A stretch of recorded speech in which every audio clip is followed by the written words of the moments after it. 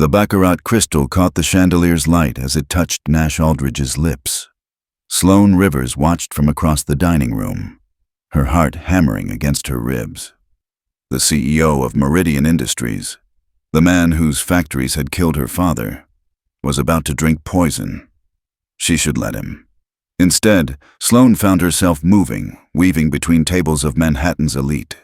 Her server's apron felt like armor as she approached the most powerful man in the room.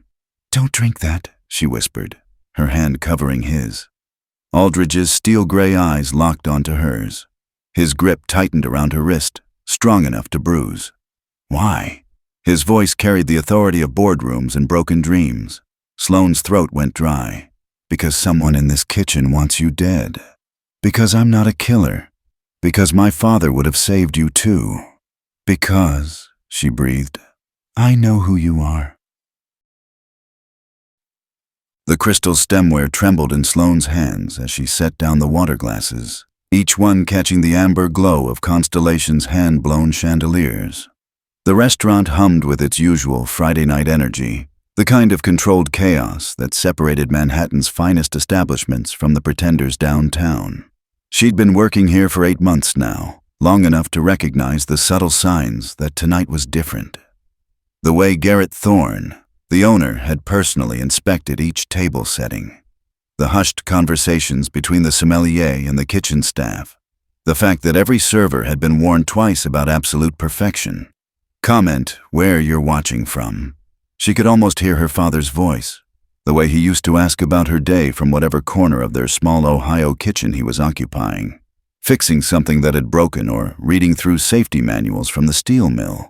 Tonight felt like one of those moments when everything balanced on a knife's edge, and she wondered if anyone else could feel it too.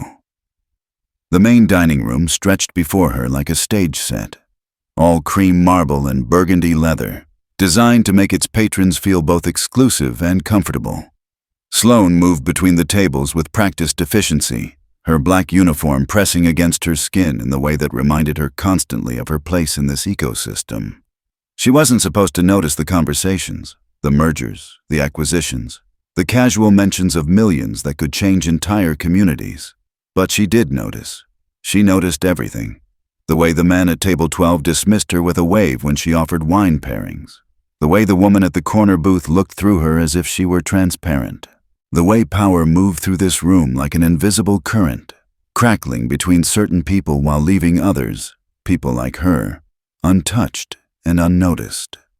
Nash Aldridge arrived at exactly 8:30, and the restaurant's energy shifted like a magnetic field realigning itself.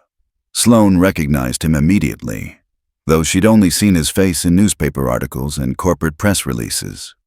Meridian Industries CEO, the headlines always read. Visionary leader reshapes American manufacturing.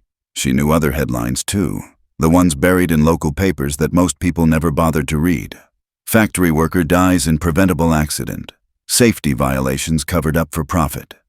Her father's name in small print, listed among workplace fatalities that barely registered as statistics. Aldridge moved through Constellation's entrance with the confidence of someone who owned whatever room he entered, his tailored charcoal suit cut perfectly across shoulders that probably hadn't lifted anything heavier than a briefcase in decades.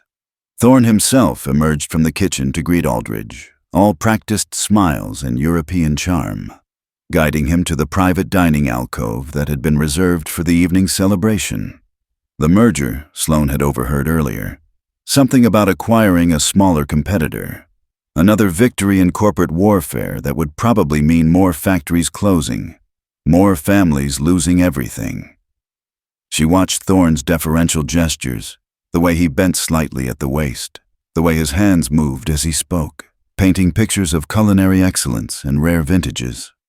Aldridge nodded with the bored attention of someone accustomed to being courted, his gaze sweeping the dining room with the casual assessment of a man calculating worth. The kitchen was buzzing when Sloane returned to pick up her next order, the usual controlled chaos, amplified by the presence of VIP guests. But something in the conversation made her pause by the pass window, her hand frozen above the plate of seared duck that waited under the heat lamps. "Special ingredient," one of the line cooks was saying, his voice low but carrying in the metal and tile acoustics of the kitchen. "Goes in the wine, like we discussed." Another voice, familiar but strained, responded, "You sure about the timing?" Sloane's blood turned to ice water in her veins. She knew that second voice.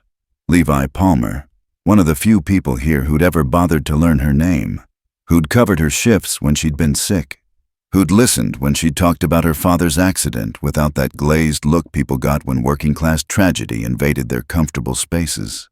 The pieces clicked together with horrible clarity as she stood there, the dinner rush flowing around her like a river around a stone. The special wine selection for Aldridge's table. The hushed planning sessions she'd glimpsed but dismissed. The way certain staff members had been assigned to specific sections tonight, creating a careful choreography of access and opportunity. Someone in this kitchen, possibly someone she trusted, was planning to poison Nash Aldridge, the man who destroyed her father's life, who'd covered up safety violations that had killed a dozen workers, who'd paid settlements to grieving families while admitting no wrongdoing. The man who deserved justice, but not like this, not murder disguised as fine dining. Her father had raised her better than that, had taught her that becoming what you fought against was the worst kind of defeat. She moved without thinking, her server's instincts taking over as she navigated back through the dining room toward Aldridge's alcove. The wine service was already in progress. A bottle of vintage Bordeaux that probably cost more than her monthly rent being presented with ceremonial flourish. Aldridge barely glanced at the label, nodding his approval with the dismissive confidence of someone whose taste in everything had been validated by wealth and power. The sommelier poured with practiced precision, the dark liquid catching the light like liquid gemstones in the crystal bowl. Sloane could see the slight tremor in the server's hand as he set the glass down, could see the way his eyes avoided direct contact with the CEO. Time slowed as Aldridge reached for the wine, his fingers closing around the delicate stem. "Don't drink that," Sloane heard herself whisper, her hand covering his before conscious thought could stop her. The words came out hoarse, barely audible above the restaurant's ambient sound, but they cut through the moment like a blade through silk. Aldridge's steel-gray eyes snapped to hers, and she felt the full weight of his attention like a physical force. His grip tightened around her wrist, strong enough to leave marks, and she could see the calculation happening behind his gaze. Threat assessment, power dynamics, the instant evaluation of whether she was dangerous or simply insane. "Why?" he asked, and his voice carried 30 years of boardroom authority, the kind of tone that made grown men reconsider their positions and delete resignation letters. The single word hung between them like a challenge, and Sloane realized that everything, her job, her safety, her father's memory, now depended on what she said next. The memory hit her like a physical blow. Her father's funeral. The closed casket because the machinery had done too much damage. The corporate lawyers practiced apologies and the settlement check that couldn't buy back a single day of her father's life. Marcus Rivers had been a good man, a union organizer who'd fought for worker safety right up until the moment Meridian's cost-cutting measures had killed him. He'd died trying to fix a machine that should have been replaced years earlier, crushed by equipment that had been flagged for safety violations and reports that Nash Aldridge had personally signed off on burying. And now here she was, close enough to smell the expensive cologne and see the silver threading through his dark hair, saving the life of the man who destroyed everything she'd ever loved. The irony felt like acid in her throat, but she couldn't let another father die tonight. Couldn't let her own moral compass be twisted by revenge. "Because," she breathed, her voice finding strength she didn't know she possessed, "I know who you are." The private security office above Constellation felt like a different world, all dark wood paneling and leather-bound silence that seemed designed to muffle secrets. Nash Aldridge had guided Sloane here with the efficiency of someone accustomed to extracting information under pressure, his hand firm on her elbow as they'd navigated the narrow service stairs away from the dining room's glittering chaos. Now, she sat across from him at a mahogany conference table that probably cost more than her car. watching him pour 2 glasses of water from a crystal pitcher with the same careful precision she'd seen him apply to million-dollar negotiations. The irony wasn't lost on her. Here she was, accepting a drink from the man she just warned about poison, trusting him more than the people she worked alongside every day. The thought made her stomach clench with a mixture of fear and something that might have been betrayal of her own principles. Aldridge set the glass in front of her with deliberate gentleness, and she noticed the way his hands moved, steady, controlled, but with a slight tremor that suggested the evening's events had affected him more than his composed exterior revealed. "Tell me about the wine," he said, settling back into his chair with the patient attention of someone who'd built an empire by listening to details others missed. His voice had lost some of its boardroom edge, replaced by something that sounded almost like curiosity. Sloane studied his face, looking for traces of the monster she'd imagined for so many sleepless nights after her father's funeral. Instead, she found herself looking at a man who seemed genuinely puzzled by the attempt on his life, who carried himself with the weariness of someone who'd made too many enemies to keep track of them all. "I heard them talking in the kitchen," Sloane said, surprised by how steady her own voice sounded. "Special ingredient, they called it. Something that goes in the wine." She watched his reaction carefully, looking for any sign that he might have orchestrated this himself. Some elaborate insurance fraud or publicity stunt that wealthy men sometimes engineered to boost their profiles. But his face remained impassive, processing information with the methodical thoroughness she'd read about in business magazines. Aldridge leaned forward slightly, his gray eyes focusing on her with an intensity that made her acutely aware of the power differential between them. She was still wearing her server's uniform, still smelled of the kitchen's industrial dishwasher, and the faint trace of other people's expensive perfumes that clung to her after a night of weaving between their tables. "Who specifically?" he asked, and there was something sharp in his voice now, the edge of someone who'd survived hostile takeovers and boardroom coups by never underestimating potential threats. Sloane hesitated, thinking of Levi's kind smile, and the way he'd helped her learn Constellation's complex wine pairings during her first weeks on the job. He'd been the closest thing she'd had to a friend in this marble and crystal world where she often felt like an imposter playing dress-up in someone else's life. The thought of destroying him with a few words felt like swallowing glass, but the alternative was letting him become a murderer. "Levi Palmer," she said finally, the name coming out like a confession. "He's one of the wine stewards. But there were others. I couldn't see who from where I was standing."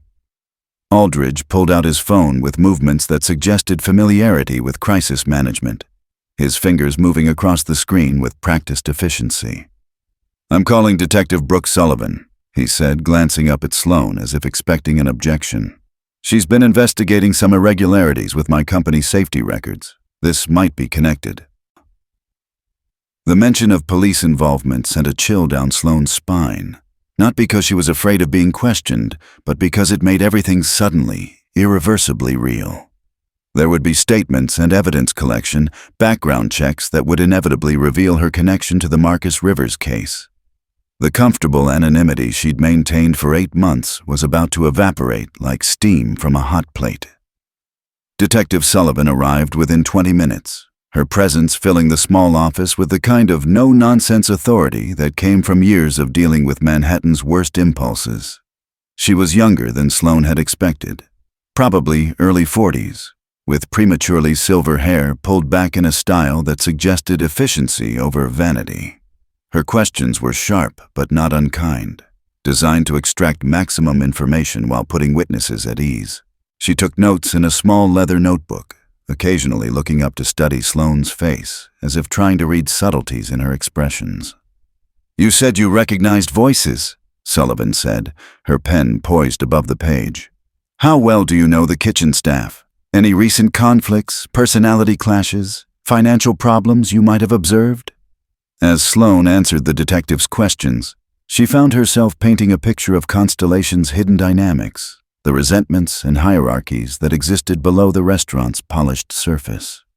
She talked about the way certain staff members had been acting strangely over the past week, about hushed conversations that stopped when she approached, about the subtle tension she'd sensed without being able to identify its source.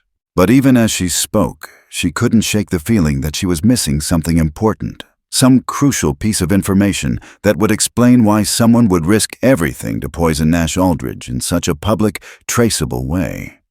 Professional killers didn't usually choose methods that left so many witnesses and forensic evidence trails.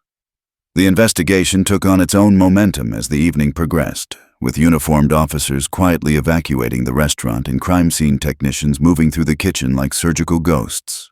Sloane watched from the office window as Constellation's evening dissolved into controlled chaos, servers and kitchen staff being questioned in small groups while the remaining patrons were politely but firmly escorted out. She could see Levi among the staff members being interviewed, his face pale under the harsh fluorescent lights the police had set up in the main dining room. He looked genuinely confused rather than guilty, and Sloane felt the first stirring of doubt about her identification. Maybe she'd been wrong about the voice. Maybe her desire to find someone to blame had made her hear things that weren't really there. Aldridge seemed to read her uncertainty in her expression. "Second thoughts?" he asked, his voice carrying neither judgment nor pressure. It's natural to question yourself when the stakes are this high. Sloane appreciated that he didn't try to influence her recollection, didn't push her toward certainty she didn't feel. It was a small gesture, but it suggested a kind of integrity she hadn't expected from someone she'd spent months thinking of as purely villainous. The cognitive dissonance was making her head pound. How could she reconcile the man sitting across from her, offering quiet support during a traumatic evening, with the corporate executive who'd signed off on the safety violations that had killed her father? People weren't supposed to be this complicated, especially not people she'd spent so long learning to hate. Detective Sullivan returned to the office near midnight with a grim expression that suggested the investigation had taken an unexpected turn. "We found the poisoned wine," she said, settling into a chair with the careful movements of someone whose day had been longer than planned. Ricin, professionally prepared and inserted through the cork with a very thin needle. But here's the interesting part. Levi Palmer has a solid alibi. He was in the wine cellar with 2 other staff members when the bottle was prepared for service. Security cameras confirm it. The news hit Sloane like cold water, washing away her certainty and leaving her floundering in doubt. If Levi wasn't involved, then who had she actually heard in the kitchen? Who else had access to Aldridge's table? And why was someone willing to commit murder in such an elaborate, risky way? "There's something else," Sullivan continued, her eyes moving between Sloane and Aldridge with the careful attention of someone who'd learned to read the connections people tried to hide. The security footage shows someone else with access to the wine storage area earlier today. Someone who had legitimate reasons to be there, but whose presence raises questions. She paused, letting the weight of her words settle in the room like smoke. "We need to expand our suspect list. This isn't just about a disgruntled employee or a simple robbery gone wrong. Someone with significant planning capabilities and inside knowledge orchestrated this attempt. Someone who knows this restaurant's operations intimately." As Sloane left Constellation that night, escorted by police officers through the service entrance to avoid the news crews already gathering outside, she couldn't shake the feeling that she'd stumbled into something far more dangerous than a single assassination attempt. The streets of Manhattan felt different somehow, charged with possibility and threat in equal measure. She'd always thought of the city as a place where individual actions didn't matter much, where people like her were just background characters in other people's important stories. But tonight, she'd changed the course of events, had prevented a death and triggered an investigation that was already spreading beyond anything she'd anticipated. The weight of that responsibility felt both terrifying and oddly liberating, like stepping off a cliff and discovering she could fly. The coffee shop on 42nd Street was exactly the kind of place where powerful men didn't usually conduct business. Fluorescent lighting harsh enough to reveal every flaw, plastic furniture that had seen better decades, and the kind of perpetual background noise that made eavesdropping nearly impossible. Nash Aldridge looked profoundly out of place among the tired commuters and late-night shift workers, his expensive suit drawing curious glances from patrons who probably recognized him from newspaper photos but couldn't quite place the context. Sloane had chosen this location deliberately, wanting neutral ground where the restaurant's hierarchies couldn't follow them, where she could think clearly without the weight of Constellation's marble and crystal pressing down on her consciousness. She wrapped her hands around a chipped ceramic mug, grateful for the warmth against her fingers and the way the bitter coffee helped clear her head after a night that had left her feeling like she was swimming through thick fog. Aldridge had called her that morning, his voice carefully professional over the phone but carrying an undertone of something that might have been urgency. "I have information about your father's case," he'd said without preamble, cutting straight through small talk with the efficiency of someone accustomed to valuable time. The words had hit her like a physical blow, dredging up memories she'd spent months trying to process and compartmentalize. Marcus Rivers had been dead for 2 years, his case officially closed with a settlement that acknowledged wrongdoing without admitting liability, the kind of corporate legal maneuvering that let companies buy their way out of responsibility while families were left with grief and unanswered questions. She'd never expected to hear his name spoken by the man whose decisions had killed him. Never imagined sitting across from Nash Aldridge in a place that smelled of industrial coffee and other people's exhaustion. "The accident wasn't random," Aldridge said, his voice low enough to disappear into the coffee shop's ambient noise. He'd brought a manila folder, the kind of physical documentation that seemed almost quaint in an era of digital everything. And now he slid it across the scratched tabletop with movements that suggested the weight of what it contained. "Your father was investigating safety violations, documenting patterns of negligence that went far beyond what the official reports indicated. He'd been gathering evidence for months, building a case that would have exposed systematic cover-ups across multiple facilities." Sloane stared at the folder without opening it, her hands suddenly shaking too badly to trust with important documents. She'd always known her father was conscientious about safety protocols, had seen the way he'd stayed late to double-check equipment and training procedures that other workers took for granted. But the idea that he'd been conducting his own investigation, that his death might have been connected to something larger than random industrial accident, shifted everything she thought she knew about the last months of his life. The documents inside painted a picture of corporate malfeasance that made her sick to her stomach. Safety inspections falsified, maintenance schedules delayed to meet quarterly profit targets, worker complaints buried in bureaucratic processes designed to discourage follow-up. Her father's handwritten notes filled the margins of official reports, documenting discrepancies with the methodical precision of someone who understood that lives depended on getting details right. "He was building a whistleblower case," Aldridge explained, watching her face as she absorbed the implications. "The legal department was aware of his activities, but they underestimated how comprehensive his documentation had become. When he died, they thought the evidence died with him." The word "they" hung in the air between them like an accusation, and Sloane found herself studying Aldridge's face for signs of personal culpability in the cover-up. "Why are you showing me this?" she asked, her voice coming out hoarser than she'd intended. The question carried layers of meaning. Why now? Why him? Why trust her with information that could destroy what remained of his reputation and possibly land him in prison? Aldridge leaned back in his plastic chair, and for the first time since she'd met him, he looked genuinely tired rather than merely controlled. "Because last night changed things," he said. "Someone tried to kill me in a very public, very traceable way. That's not how professional assassinations work. It's how revenge killings work. How personal vendettas play out when people stop thinking clearly." His gray eyes met hers across the table, and she could see something like respect in his expression, as if he was reassessing her capabilities based on her actions the previous evening. The alliance that formed between them felt surreal, like something from a movie where unlikely partners were forced together by circumstances beyond their control. Aldridge offered her resources, private investigators, legal expertise, access to corporate documents that would normally require years of litigation to obtain. In return, he wanted her inside knowledge of Constellation's operations, her ability to move through the restaurant's social hierarchies without attracting the kind of attention his presence would inevitably generate.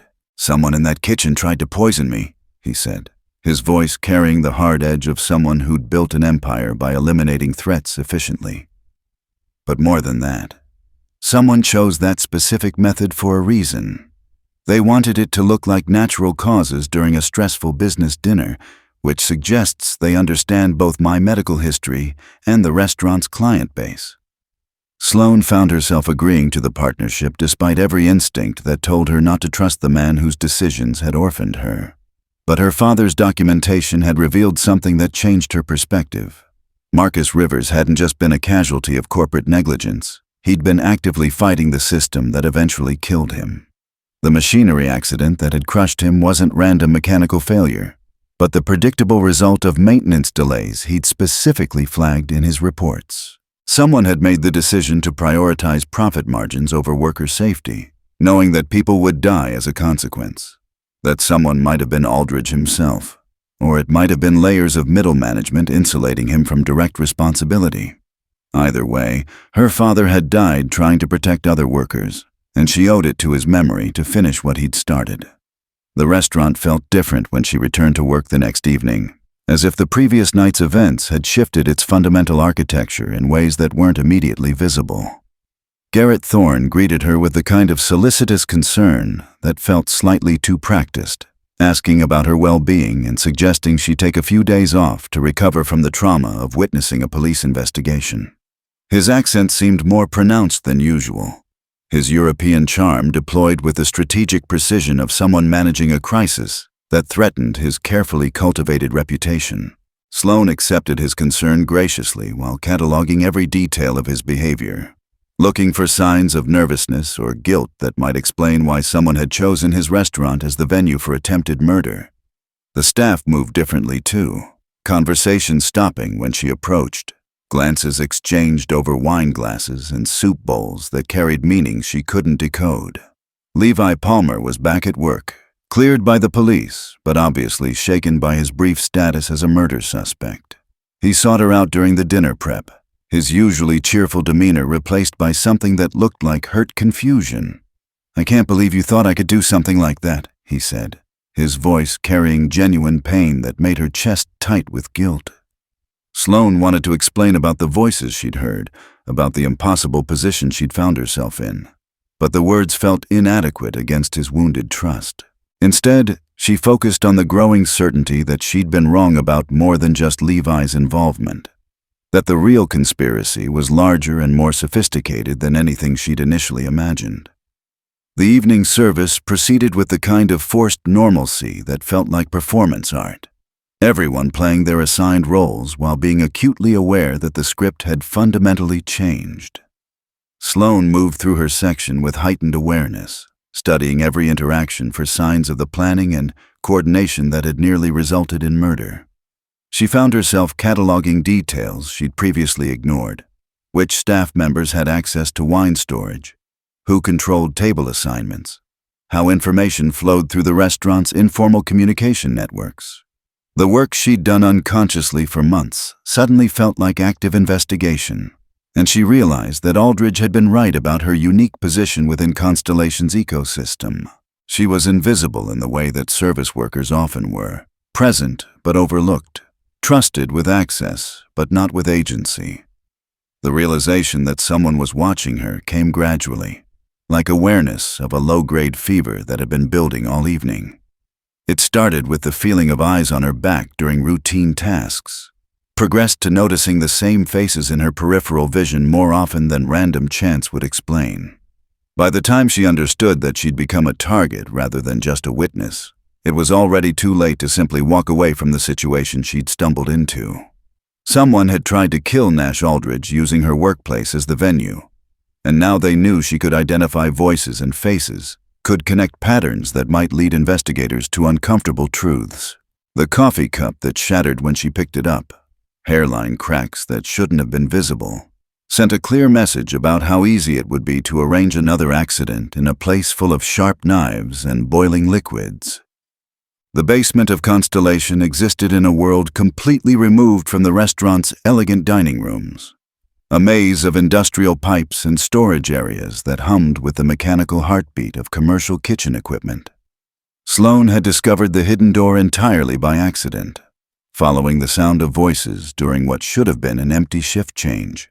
And now, She pressed herself against cold concrete walls, listening to conversations that made her blood freeze in her veins. The space had been modified sometime in the restaurant's history, with soundproofing materials and electronic equipment that suggested purposes far beyond normal food service operations. Tables and chairs were arranged in a conference setup that could accommodate a dozen people, with wall-mounted displays showing financial charts and corporate organizational diagrams that had nothing to do with menu planning or inventory management. The voices belonged to men she'd never seen before, their conversation conducted in the clipped tones of people accustomed to discussing violence as a business proposition. They spoke about targets and timelines, with the same casual efficiency she'd heard managers use when planning special events or wine tastings. But their subject matter involved corporate executives who'd been found dead in apparent accidents over the past 18 months. Nash Aldridge's name appeared on their list alongside others she recognized from newspaper headlines.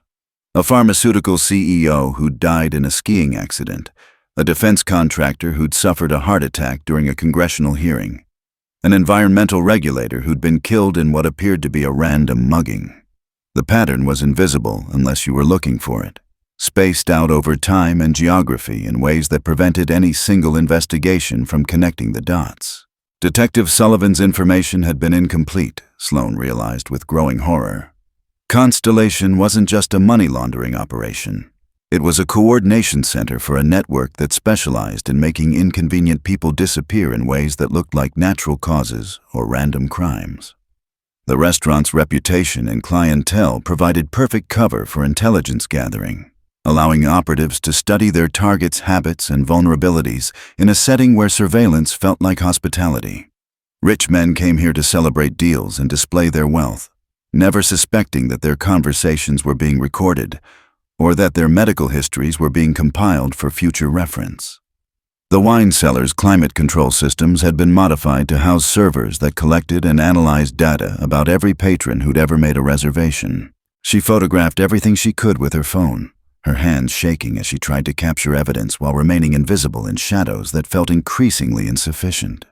The men were discussing her father's case now, and their words revealed the true scope of what Marcus Rivers had uncovered before his death. He hadn't just been documenting safety violations at Meridian Industries. He'd stumbled onto a pattern of corporate assassinations disguised as workplace accidents, a systematic elimination of whistleblowers and reformers who threatened powerful interests across multiple industries. His death hadn't been random mechanical failure, but carefully orchestrated murder, designed to look like the kind of industrial accident that happened often enough to avoid special scrutiny. "The daughter is becoming a problem," one voice said, and Sloane's heart stopped beating for several seconds as she realized they were talking about her. "She's asking questions, getting close to people who can provide answers. The CEO is using her as an asset now, which complicates our timeline." Another voice, older and carrying the authority of someone accustomed to making final decisions, responded with chilling pragmatism. "Eliminate both problems simultaneously. Make it look like a murder-suicide, corporate executive driven to violence by guilt over past actions. The narrative writes itself, and it closes multiple loose ends." The casual way they discussed her death, as if she were a line item on a quarterly report rather than a human being with thoughts and fears and dreams, made her physically sick in a way that threatened to give away her position. The meeting was breaking up when she finally managed to force herself to move, creeping back through the basement's industrial corridors with the desperate quiet of someone who understood that discovery meant immediate death. Her phone contained enough evidence to destroy the entire network, but only if she could survive long enough to deliver it to someone with the authority and integrity to act on it. Detective Sullivan's involvement in the investigation had seemed like salvation, but now Sloane found herself questioning everything about the police response to Aldridge's poisoning. The speed with which the detective had arrived, her familiarity with the restaurant's layout, her immediate focus on individual suspects rather than systematic patterns, all of it could be explained by either exceptional competence or deliberate misdirection. The main dining room felt like a stage set when she emerged from the basement, all artificial lighting and carefully arranged props designed to create illusions of warmth and safety. Garrett Thorne was conducting the evening's final inventory with his usual meticulous attention to detail, but now his precision felt sinister rather than professional. Every aspect of Constellation's operation, from the reservation system that tracked wealthy patrons to the wine cellar that provided perfect cover for private meetings, had been designed to serve the network's purposes. She'd been working inside an assassination headquarters for 8 months, serving wine to targets and taking orders from killers, completely oblivious to the machinery of death operating around her. Aldridge was waiting in his car outside her apartment building when her shift ended, his presence both reassuring and terrifying in its implications. He'd clearly been conducting his own investigation since their coffee shop meeting, and the grim expression on his face suggested he'd uncovered truths that paralleled her own discoveries. "Get in," he said without preamble, his voice carrying the kind of urgency that made arguments impossible. "We need to talk somewhere secure, and your apartment isn't safe anymore." The casual way he mentioned threats to her home made her realize how completely her life had been transformed by a few words whispered over a wine glass. 3 days ago, her biggest worry had been making enough tips to cover rent. Now she was fleeing from professional killers who'd already murdered her father and dozens of other people. The safe house Aldridge had secured was a corporate apartment in Midtown, the kind of sterile luxury space that companies maintained for visiting executives and sensitive negotiations. Floor-to-ceiling windows offered panoramic views of Manhattan's glittering grid, but heavy curtains had been drawn to prevent observation from neighboring buildings. Electronic devices were scattered across a conference table, signal detectors, recording equipment, and communication scramblers that suggested Aldridge had been preparing for corporate warfare rather than simple business dinners. "I've been gathering evidence for months," he explained, gesturing toward boxes of documents that filled one corner of the room. "Ever since I started receiving death threats that seemed too sophisticated to come from random cranks or disgruntled employees." The scope of the network's operations became clear as they compared their discoveries, cross-referencing Sloane's photographs with financial records and communication intercepts that revealed a constellation of corporate interests connected by shared willingness to eliminate inconvenient people. Environmental activists who died in car accidents, financial regulators who'd suffered heart attacks, union organizers who'd been victims of apparent random violence. All of them had been threats to specific business interests, and all of them had died in ways that prevented their work from continuing. The network operated like a consulting firm specializing in permanent solutions to public relations problems, charging enormous fees for services that allowed corporations to remove obstacles while maintaining plausible deniability about their involvement. "Your father wasn't their first target at Meridian," Aldridge said, his voice heavy with something that might have been guilt or recognition of broader culpability. "He was the third whistleblower to die in accidents over the past 5 years. But he was the most thorough in his documentation, the closest to building a case that would have exposed everything." The revelation hit Sloane like physical violence, reshaping everything she thought she knew about her father's death and her own situation. Marcus Rivers hadn't just been unlucky or in the wrong place at the wrong time. He'd been systematically hunted and killed for trying to protect other workers from corporate negligence. The machinery that crushed him had been sabotaged with the same professional precision that had been applied to poisoning Nash Aldridge's wine. The weight of inherited responsibility settled on her shoulders like a heavy cloak as she absorbed the full implications of what they'd uncovered. Her father had died trying to expose a network that killed people for profit, and now she was the only person with enough evidence to finish his work. But the enemy they faced wasn't just Constellation's staff, or even Garrett Thorne's criminal organization. It was a system of corporate power that treated human life as an expendable resource in pursuit of quarterly profits. The men who'd ordered her father's death had probably never seen his face or learned his name, viewing him only as an obstacle to be removed with the same efficiency they applied to hostile takeovers and market manipulation. The impersonal nature of the evil they confronted made it somehow more terrifying than individual malice, because systems were harder to fight than people, and corruption this sophisticated didn't die with single arrests or prosecutions. As midnight approached and Manhattan's lights blurred into abstract patterns beyond the apartment's windows, Sloane found herself making calculations about survival and justice that no 24-year-old should have to consider.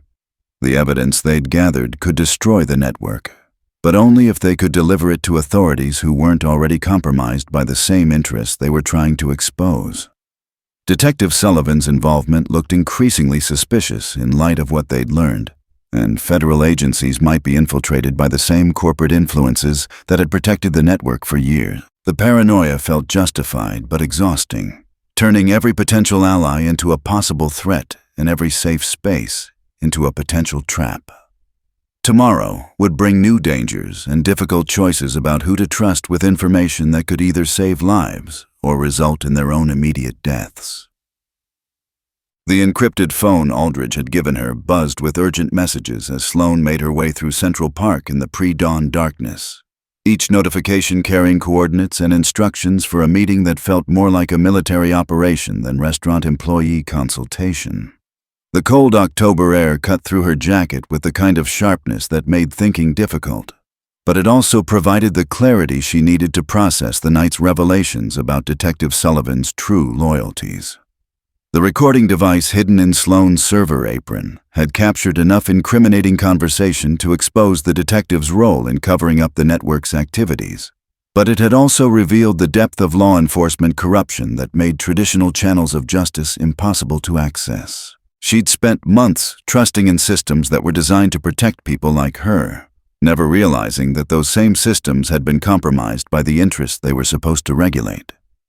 Aldridge was waiting near the Bethesda fountain with the kind of controlled tension that suggested he'd been conducting similar clandestine meetings since long before their partnership began. His expensive suits had been replaced by dark clothing that helped him blend into the park's shadows, and the confidence she'd associated with boardroom authority had transformed into something that looked more like survival instinct. "Sullivan's been feeding information to Thorne for at least 6 months," he said without preamble, his breath visible in the cold air as he spoke. "Every aspect of the police investigation has been choreographed to protect the network's operations while giving the appearance of legitimate law enforcement activity. The poisoning attempt wasn't meant to kill me. It was meant to identify potential threats to their organization." The realization that she'd been manipulated from the moment she'd whispered her warning felt like drowning in ice water, washing away her faith in her own judgment and leaving her gasping for solid ground.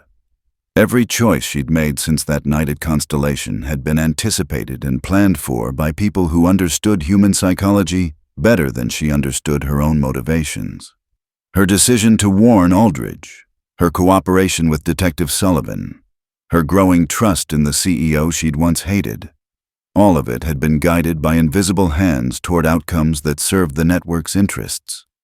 She'd thought she was investigating a conspiracy, but she'd actually been participating in an elaborate screening process designed to identify individuals capable of threatening their operations. They needed to know who would act on conscience rather than self-interest, Aldridge continued, his voice carrying the bitter edge of someone who'd realized how completely he'd been outmaneuvered by his enemies. "Most people would have let me drink the poisoned wine and walked away, either from indifference or from active hatred. But you warned me, which identified you as someone who wouldn't ignore murder even when the victim was someone you had every reason to despise. That made you valuable to them as a potential asset, or dangerous to them as a potential threat." The cold mathematics of their situation settled over her like fog, making it difficult to see clear paths forward or reliable sources of support. Every person who'd shown kindness or offered assistance could be working for the network, their sympathy and concern carefully calculated to extract information or guide her actions in predetermined directions. The secure communication system Aldridge had established operated through a network of corporate executives who'd received similar death threats, creating an informal intelligence network of potential targets who shared information about suspicious activities and coordinated protective measures. The scope of the network's operations became clearer as they exchanged data with other executives who'd noticed patterns of convenience deaths among their peers, revealing a systematic campaign of assassination that stretched across multiple industries and geographic regions. Environmental protection, financial regulation, worker safety, pharmaceutical oversight. Every area of corporate accountability had been systematically weakened through the targeted elimination of key personnel who'd been effective in challenging business interests. Sloane's role in exposing the network required her to return to Constellation and maintain her cover as a cooperative witness, while actually gathering evidence that could expose the entire operation. The psychological demands of pretending normalcy while surrounded by people who'd ordered her father's death felt impossibly difficult. But the alternative was allowing them to continue killing with impunity while she hid in safe houses and abandoned the work her father had died trying to complete. She'd inherited his investigation along with his DNA, and finishing what he'd started felt like the only way to honor his memory and prevent other families from experiencing the grief that had shaped her adult life. The restaurant's evening service proceeded with the kind of artificial normalcy that made every interaction feel like performance art. Servers and kitchen staff playing their assigned roles while being acutely aware that federal investigators were conducting surveillance from unmarked vehicles parked across the street. Garrett Thorne moved through the dining rooms with his usual European charm, greeting regular patrons and supervising wine selections with the practiced ease of someone whose conscience had been surgically removed years earlier. His accent seemed more pronounced when he was nervous, Sloane had noticed, and tonight his carefully modulated vowels occasionally slipped into something that sounded more working-class American than continental sophistication. The breakthrough came during the late dinner service when she recognized one of the basement meeting participants dining at table 12. His conversation with two other men revealing details about upcoming targets and operational timelines that made her physically sick. She activated the recording device hidden in her server's corkscrew while refilling water glasses and pretending to focus on mundane service tasks that kept her invisible to guests accustomed to treating service workers as animated furniture. The recording captured names, dates, and methods that would provide federal prosecutors with evidence of ongoing conspiracy, but it also revealed her own precarious position within their planning discussions. "The Rivers girl is becoming too useful to eliminate immediately," one voice said during what they assumed was private conversation in a room full of background noise and distracted diners. "Her access to both the CEO and law enforcement makes her valuable for controlling information flow. But she's also demonstrated independent thinking that makes her unreliable for long-term operations."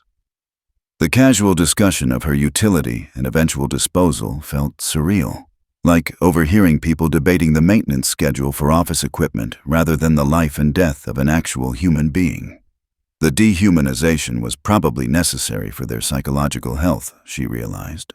Treating targets as problems to be solved rather than people to be murdered allowed them to function in society without the kind of obvious sociopathy that would attract attention.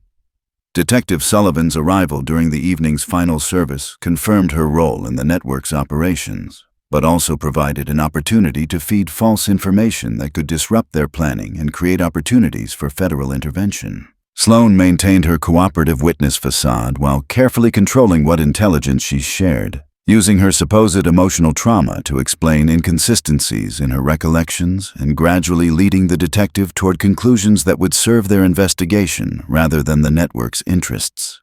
The performance required her to portray herself as more fragile and less observant than she actually was, playing into assumptions about young working-class women that made powerful people comfortable underestimating her capabilities. The evening's most dangerous moment came when Garrett Thorne approached her directly during closing procedures, his smile carrying the kind of predatory warmth that made her skin crawl with recognition of immediate danger. "You've been such a tremendous help with the investigation," he said, his hand settling on her shoulder with pressure that felt more like restraint than comfort. "I hope all this attention hasn't been too overwhelming for someone in your position." The phrase, "someone in your position," carried layers of meaning that went far beyond her employment status, encompassing everything about her social class, her expendability, and her complete dependence on his goodwill for continued survival. His touch lasted several seconds longer than social convention would normally permit, a physical demonstration of power that left no doubt about who controlled the immediate situation. As she left Constellation that night, Sloane carried enough evidence to expose the entire network. But she also carried the knowledge that she'd become too dangerous to be allowed to live much longer. The game they'd been playing had strict rules about when assets became liabilities, and her usefulness was approaching its natural expiration date as federal attention made her continued survival a risk rather than an advantage. The next phase of their plan would require her disappearance, probably arranged to look like suicide by someone overwhelmed by trauma and guilt about her father's death. The narrative would write itself, providing a tidy conclusion that explained away her allegations while generating sympathy for the powerful men she'd accused of systematic murder. Tomorrow would bring the final confrontation, and she needed to be ready for choices that would determine whether her father's work survived or died with her. The secret recording device taped inside her server apron felt like a live grenade as Sloane descended into Constellation's basement for what she knew would be the most dangerous performance of her life. The network's leadership had called an emergency meeting to address what they termed information security concerns, and her invitation to attend represented either an opportunity to gather final evidence or a death sentence disguised as inclusion. The basement had been reconfigured since her last clandestine visit, with additional soundproofing materials and electronic jamming equipment that suggested they were taking enhanced precautions against surveillance. The conference table now accommodated 15 people, and the wall displays showed detailed psychological profiles of federal agents, journalists, and corporate executives who posed ongoing threats to their operations. Garrett Thorne presided over the meeting with the kind of casual authority that came from years of orchestrating violence without personal consequences, his European charm completely absent in this setting where pretense served no useful purpose. The other participants included faces she recognized from the restaurant's regular clientele, wealthy men who'd seemed like ordinary customers but were actually stakeholders in a business model that treated murder as a management consulting service. Detective Sullivan sat near the head of the table, her police badge and service weapon providing visible symbols of how completely the network had penetrated law enforcement institutions. Seeing her there, participating in planning sessions for systematic assassination, destroyed Sloane's last illusions about finding justice through official channels. The federal investigation is accelerating beyond our ability to control through normal channels, Thorne began, his voice carrying none of the warmth she'd associated with his public persona. Too many people have seen too much evidence, and our traditional methods of information management are proving insufficient for current circumstances. His gaze moved around the table with the methodical attention of someone conducting a board meeting about quarterly projections rather than discussing mass murder.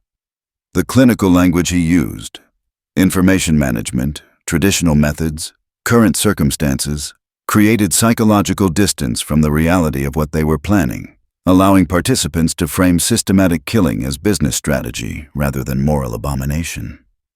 The shock came when Levi Palmer entered the basement conference room, his familiar smile now carrying implications that made her stomach clench with betrayal and terror. She'd trusted him completely, had considered him one of the few genuine friendships she'd developed since moving to New York, had defended him against police suspicion during the initial investigation. Now he took his seat at the conference table with the casual comfort of someone who'd been attending these meetings for months, his wine steward credentials providing perfect cover for intelligence gathering and substance administration. The revelation felt like discovering that gravity had been reversed, that fundamental assumptions about reality were completely wrong and dangerous in ways she'd never imagined. "Sloane's been remarkably useful," Levi said, and his voice carried none of the warmth she'd associated with their friendship. Her emotional vulnerability made her easy to guide, and her genuine hatred for Aldridge provided perfect motivation for cooperation. "She's been feeding us information about federal surveillance and executive protection measures without realizing she was doing so." The words hit her like physical blows, reshaping every conversation they'd shared and revealing how completely she'd been manipulated by someone she'd cared about. Her trust had been weaponized against her, turned into an intelligence asset that had probably contributed to other people's deaths while she remained oblivious to her role in their destruction. The meeting's primary focus was establishing a timeline for eliminating what they termed active threats to their continued operations, with Sloane's name appearing prominently on their target list alongside Nash Aldridge and several federal investigators. They discussed her death with the same professional detachment they applied to analyzing quarterly profit reports, debating methods and timelines based on operational efficiency rather than human compassion. Suicide remained their preferred option, they decided, because it would discredit her allegations while generating sympathy for the powerful men she'd accused. A young woman overwhelmed by grief about her father's death and guilt about her own survival. The narrative practically wrote itself. The timing needs to coincide with Aldridge's elimination. Detective Sullivan contributed, her police expertise being applied to orchestrating rather than preventing murder. If they die within 24 hours of each other, the investigation will focus on their relationship rather than broader patterns. Make it look like corporate guilt driven him to violence, then suicide when he realized what he'd done. The casual way she discussed framing an innocent man for murder revealed the depth of corruption that had infected institutions Sloane had been raised to trust. Law enforcement, corporate leadership, regulatory oversight.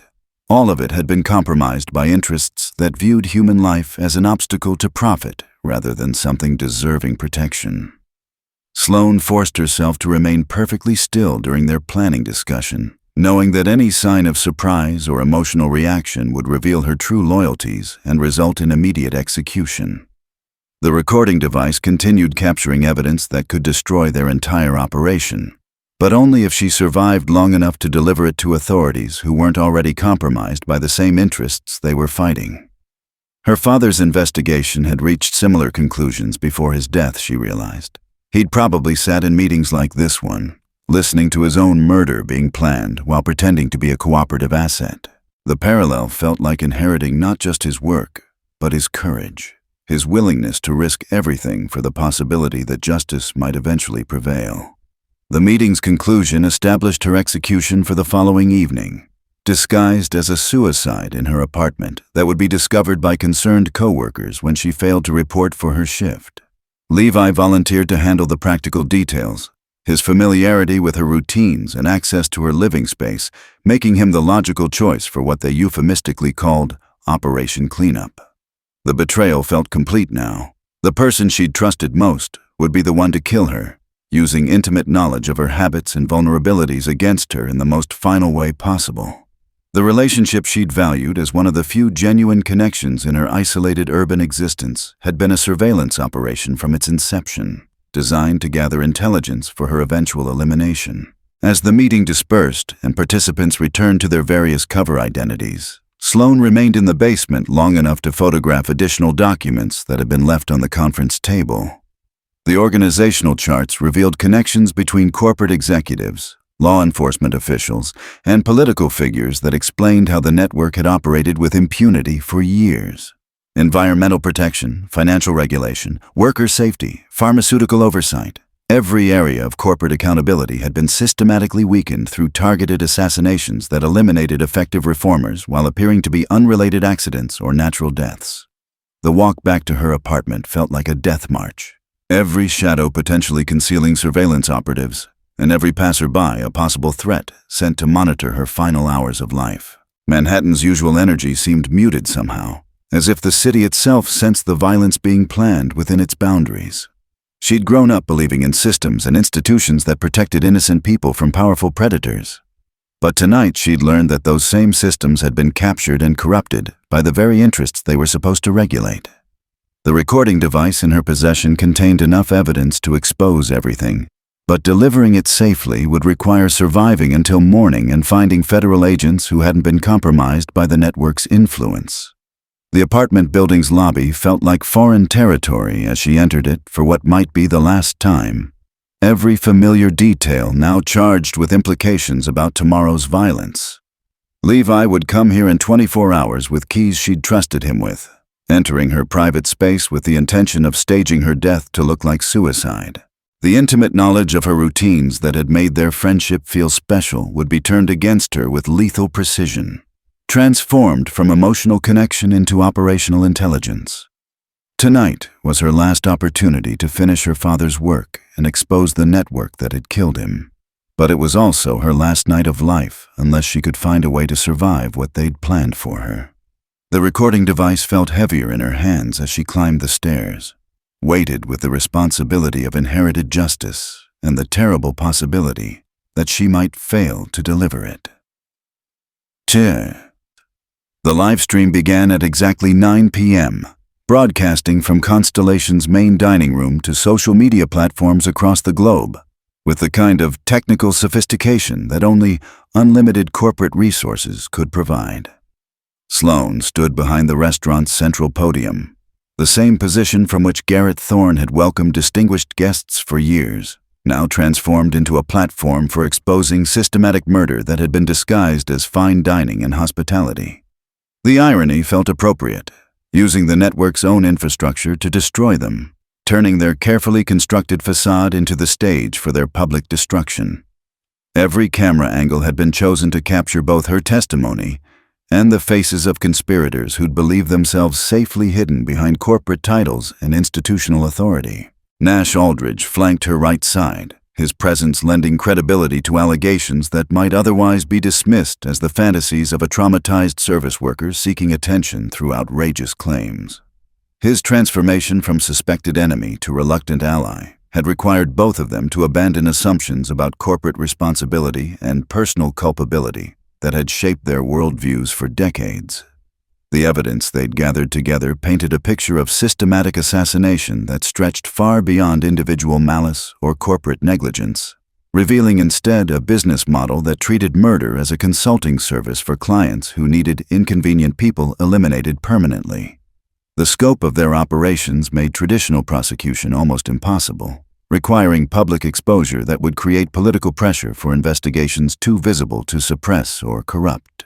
The basement conference room had been converted into a secondary broadcast location, with hidden cameras capturing real-time reactions from network leadership as their carefully guarded secrets were revealed to audiences that included federal investigators, international media, and corporate executives who'd been unaware of the services being provided to their competitors.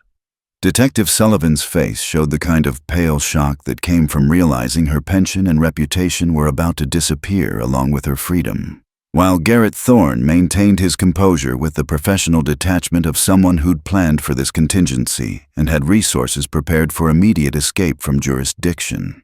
The other participants displayed varying degrees of panic and calculation, some already reaching for phones to contact lawyers or offshore accounts, while others seemed paralyzed by the sudden exposure of activities they'd assumed would remain permanently secret.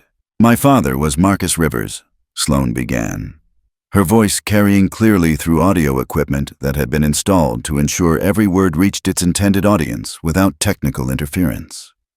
"He died 2 years ago in what appeared to be an industrial accident at a Meridian Industries steel mill in Ohio. But his death wasn't random mechanical failure. It was murder, orchestrated by the same network that operates from this restaurant's basement and has killed dozens of people across multiple industries." The live stream's viewer count climbed rapidly as news organizations picked up the broadcast and amplified it through their own networks, creating the kind of viral attention that made suppression impossible even for interests with unlimited financial resources and political influence. The evidence presentation proceeded with the methodical precision of a prosecutor's opening statement, each document and recording building toward conclusions that became increasingly difficult to dismiss as conspiracy theories or attention-seeking fabrication. Corporate communications revealed systematic coordination between business interests and elimination services, while financial records showed payments for consulting fees that coincided precisely with convenient deaths of environmental activists, labor organizers, and regulatory officials.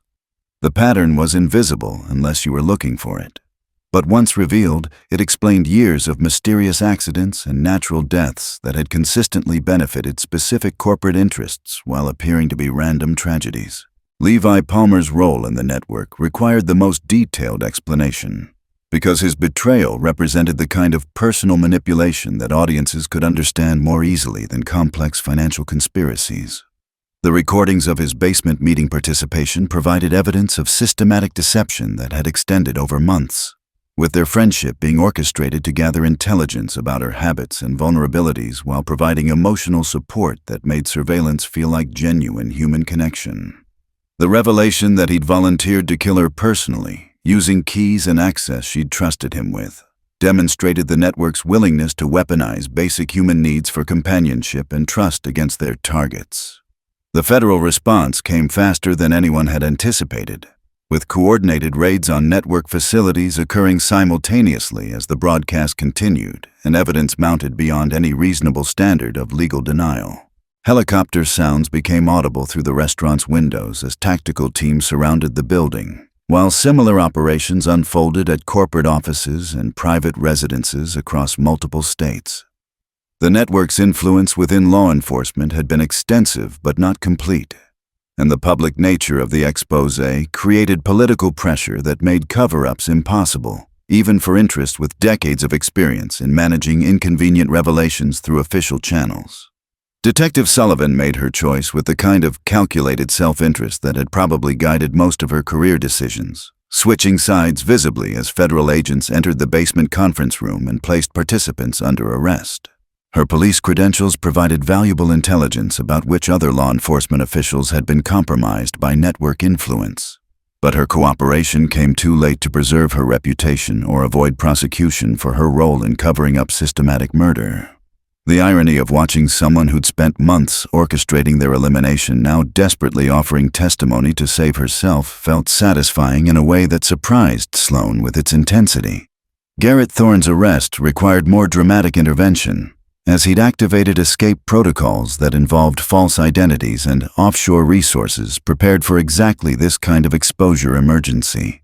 Federal agents intercepted him at a private airfield where a jet had been fueled and filed for international departure, his European sophistication finally revealed as an elaborate performance designed to obscure American origins and domestic criminal connections. The accent that had charmed wealthy diners for years disappeared completely when he was placed in handcuffs, replaced by flat Midwest vowels that suggested working-class backgrounds he'd spent decades trying to escape through systematic violence and financial manipulation. The live stream concluded after 3 hours of testimony and evidence presentation, but its effects continued reverberating through corporate boardrooms and regulatory agencies as the scope of network operations became clear to officials who'd been unaware of how completely their institutions had been compromised. Stock prices plummeted for companies whose executives had been identified as network clients, while federal prosecutors began preparing cases that would require years of investigation and litigation to fully resolve. The immediate victory felt hollow somehow, because exposure was only the first step in a process that would ultimately depend on political will and institutional integrity that had already proven vulnerable to the same interests they were fighting. The safe house where Sloane spent the following weeks felt like a luxury hotel compared to her previous apartment. But it also felt like a prison because leaving it required federal protection that reminded her constantly of how many enemies she'd made through her decision to finish her father's work. The death threats arrived daily through multiple channels, some sophisticated enough to suggest professional origin, while others appeared to come from individuals who'd been radicalized by corporate propaganda about her role in destroying legitimate businesses. The network's elimination had created opportunities for justice, but it had also created power vacuums that other interests were already moving to fill through methods that might prove equally lethal to reform-minded individuals. The media attention brought both validation and exhaustion, with interview requests from journalists who wanted to understand how a 24-year-old waitress had exposed a conspiracy that had operated undetected for years while law enforcement and regulatory agencies remained oblivious to systematic assassination happening under their oversight. The answer was simpler than they wanted to hear. She'd been willing to listen to her conscience instead of her self-interest, choosing to save someone she hated rather than allow murder to proceed unchallenged. The moral clarity that had guided her initial warning to Nash Aldridge had sustained her through months of investigation that revealed corruption deep enough to destroy faith in institutions she'd been raised to trust and respect. As autumn turned toward winter and federal prosecutions began their slow progression through court systems designed to favor defendants with unlimited resources and experienced legal representation, Sloane found herself planning a future that had been transformed completely by her decision to whisper 4 words over a wine glass. The network's destruction had avenged her father's death while preventing countless future murders, but it had also made her a target for interests that viewed justice as a threat to profitable business models. The recording device that had captured evidence of systematic assassination now resided in federal custody, but its contents would influence her life for years as trials proceeded and appeals extended legal processes toward conclusions that might take decades to finalize. The courtroom felt smaller than Sloane had expected, despite its soaring ceilings and formal grandeur that was designed to inspire respect for legal institutions and constitutional principles. She'd testified for 3 days now, her voice growing hoarse from recounting details of network operations that still felt surreal even months after their exposure through the Constellation livestream. The defense attorneys representing Garrett Thorne and his associates employed every tactic available to wealthy defendants facing federal prosecution, challenging the admissibility of evidence obtained through covert surveillance and questioning the credibility of witnesses whose motivations could be explained through financial incentives or psychological trauma. But the recordings spoke for themselves, capturing conversations that revealed systematic murder with the kind of casual professionalism that made emotional appeals about misunderstood intentions impossible to sustain. Nash Aldridge had proven to be a more complex ally than she'd initially anticipated, his testimony providing crucial corroboration while also revealing his own complicity in corporate practices that had enabled the network's operations even if he hadn't directly participated in assassination planning. His cooperation with federal prosecutors had required acknowledging safety violations and regulatory capture that went far beyond what public relations departments had admitted, destroying his reputation while potentially saving him from criminal prosecution. The irony wasn't lost on either of them. The man whose decisions had killed her father was now working to ensure that similar corporate negligence would face meaningful consequences rather than being managed through settlements and non-disclosure agreements. Detective Sullivan's cooperation had provided investigators with detailed information about law enforcement corruption that extended far beyond her personal involvement, revealing how thoroughly the network had penetrated institutions designed to protect public safety and investigate criminal activity. Her testimony painted a picture of systematic compromise that had developed gradually over years, with financial incentives and career advancement opportunities creating webs of obligation that made resistance increasingly difficult. As corruption became normalized within departmental culture, the scope of institutional capture made meaningful reform seem almost impossible, requiring changes in personnel and procedures that could take decades to implement effectively. The verdicts, when they finally came, provided the kind of justice that felt simultaneously complete and inadequate for the scope of crimes that had been committed over years of systematic operation. Garrett Thorne received a life sentence without possibility of parole, his European charm finally revealed as an elaborate performance designed to obscure domestic origins and criminal connections that stretched back to his early career in corporate consulting. Levi Palmer's betrayal of personal friendship earned him 25 years in federal prison, but no sentence could repair the trust he'd destroyed or compensate for the psychological damage caused by weaponizing basic human needs for companionship against someone he'd claimed to care about. Detective Sullivan's cooperation reduced her sentence to 15 years, but it also ended her law enforcement career and destroyed her pension benefits in ways that made her future uncertain despite her willingness to testify against former associates. The financial settlements that emerged from civil litigation provided compensation that could never restore what had been lost, but did create resources for continuing the work that Marcus Rivers had begun before his assassination. Sloane established the Workers' Safety Documentation Project with funding that came primarily from corporate penalties and forfeited network assets, creating an organization dedicated to investigating suspicious workplace deaths and providing families with resources needed to pursue justice through legal channels.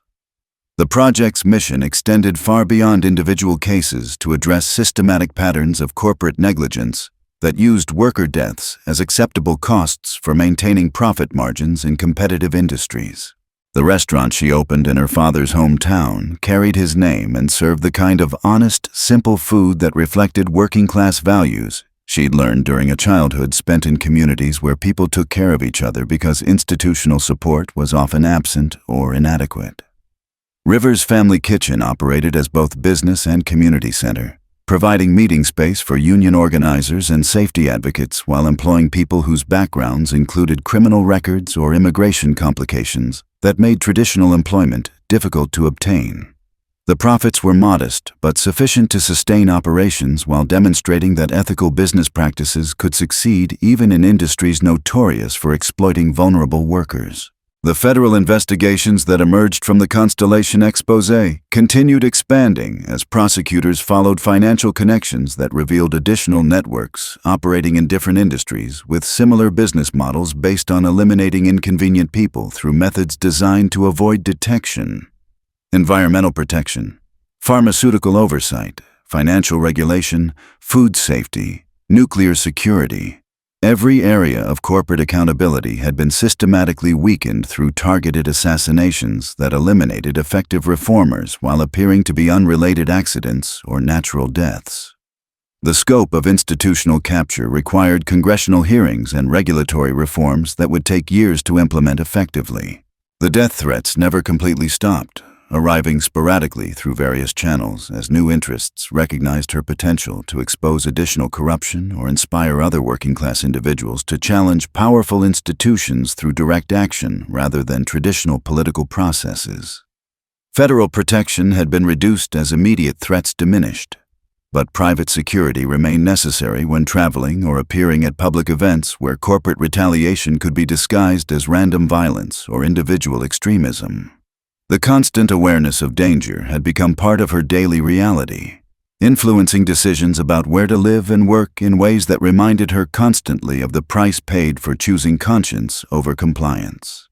The media attention brought opportunities to influence policy discussions and regulatory reforms, but it also created pressure to become a professional advocate rather than someone who'd simply done what conscience required when confronted with murder disguised as fine dining.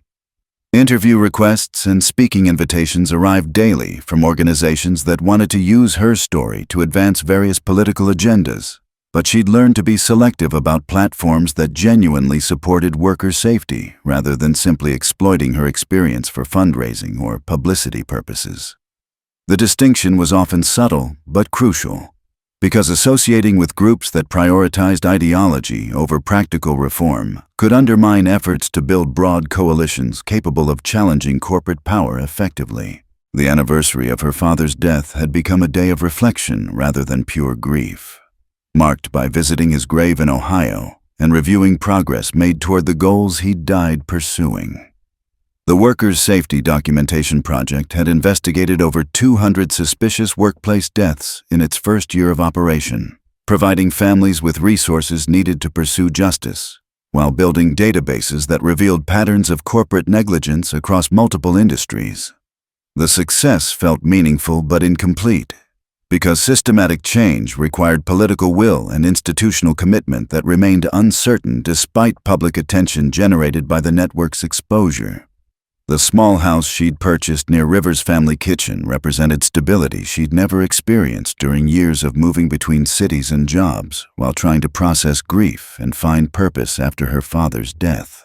The mortgage payments were manageable because the property had been damaged by industrial pollution from factories that had operated without adequate environmental controls for decades, creating opportunities to purchase homes in communities that corporate interests had written off as acceptable sacrifice zones.